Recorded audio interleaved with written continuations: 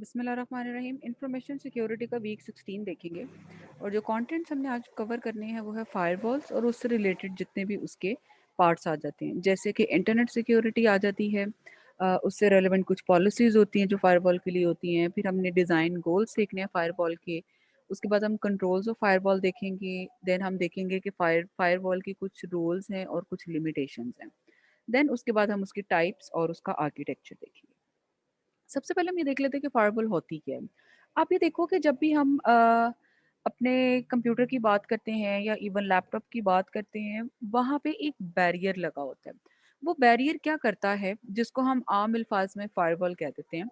उस बैरियर का असल काम क्या होता है कि हमारे सिस्टम के अंदर से, सिस्टम का मतलब ये है कि हमारे लैपटॉप या हमारा जो डेस्कटॉप कंप्यूटर है, वहाँ से जितना भी डेटा मूव होके किसी नेटवर्क के ऊपर जाना है, वो नेटवर्क आपका लैन भी हो सकता है, वो मैन भी हो सकता है, वो आपका वैन भी हो सकता है।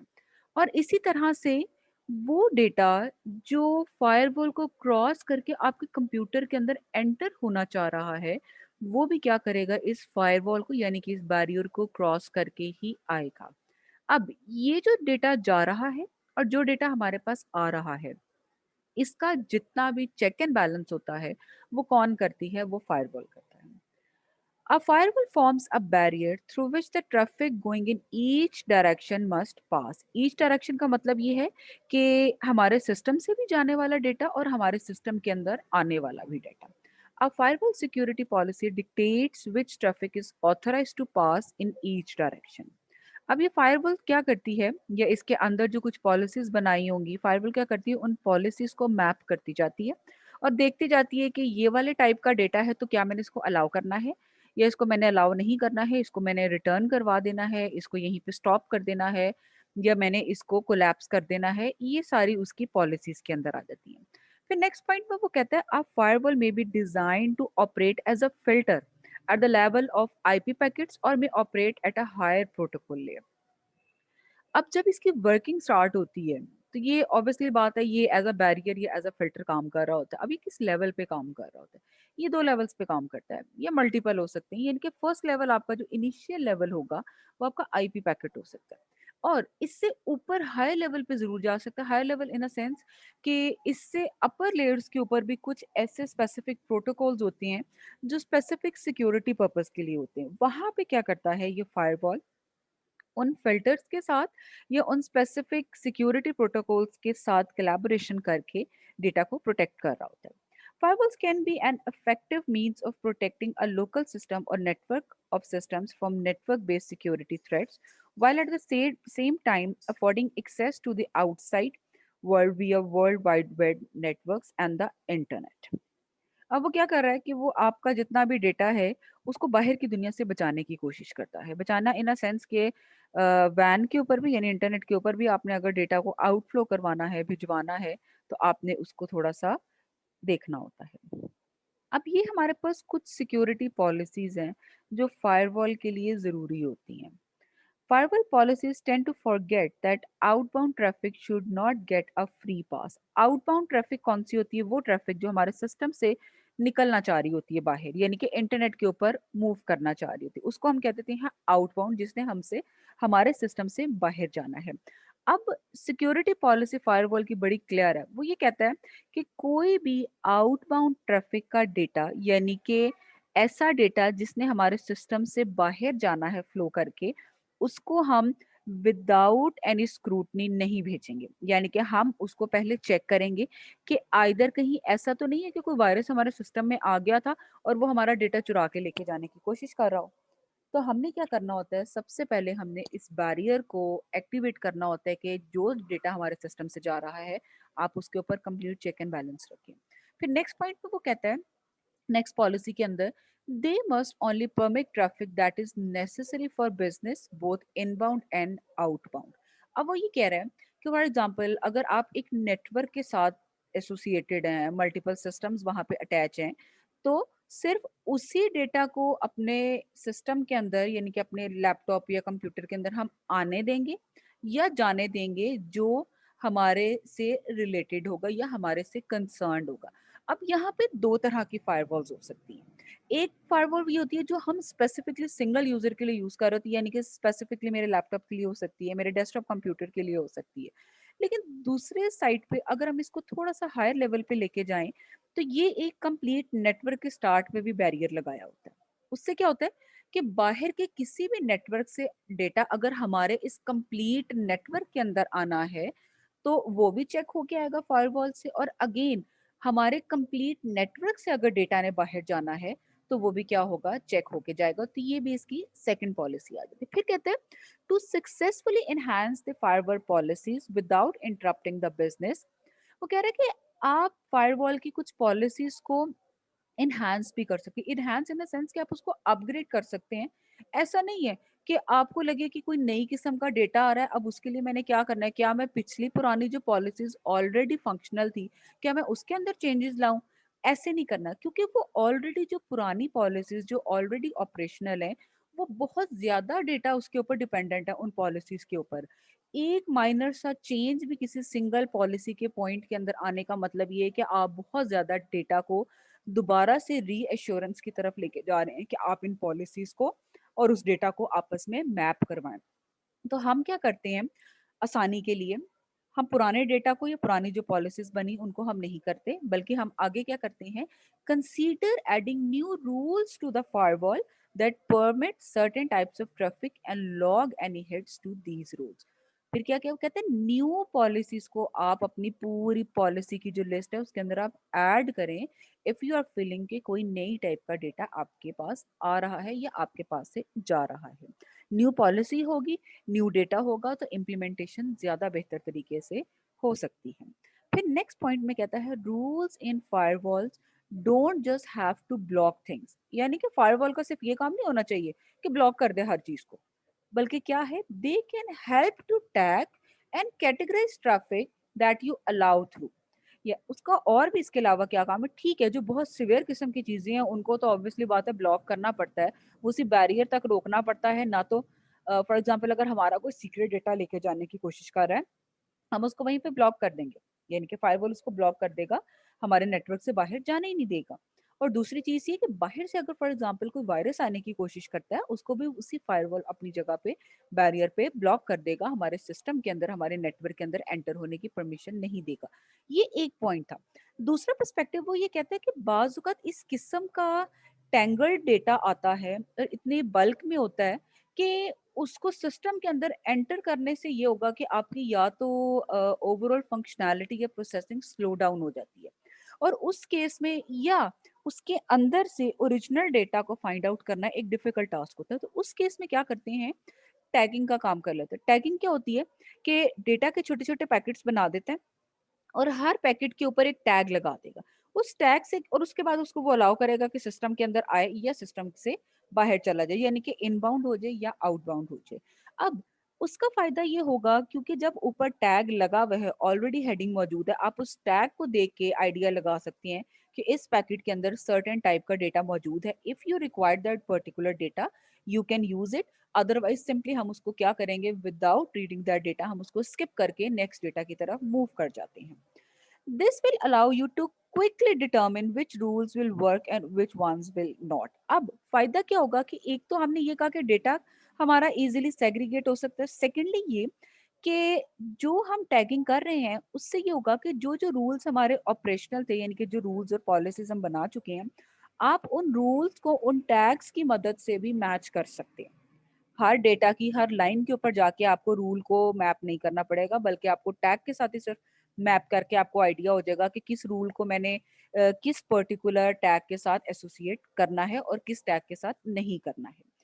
फिर वो कहता है fresh installation should start from default deny in both direction. वो कहता है कि जब भी हम इंस्टॉलेशन करने लगे तो आप अक्सर देखो वो आपसे परमिशन मांगता है, आपका सिस्टम जो है, कि you are you going to allow this particular software to be installed into your system. तो क्या होता है कि ये एक आपके पास स्टेटमेंट सी आती है। अब ये कहाँ से आई है, ये आपको फायरवॉल ने जनरेट करके दी है।